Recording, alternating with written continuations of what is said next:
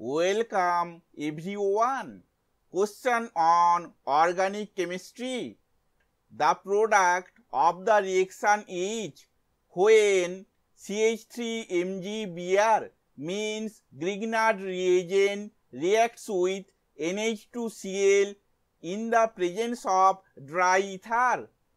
Product choices are A. CH3Br, B. CH3NH2, C. CH3Cl, D. CH3CN. Answer is B. CH3NH2 means methylamine.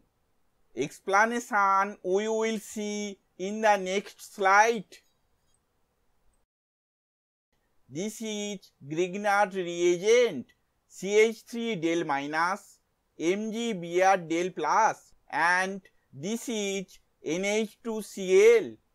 In the presence of dry ether, CH3 del minus attracts this nitrogen and this Cl moves out. As a result, CH3NH2 means methylamine is produced.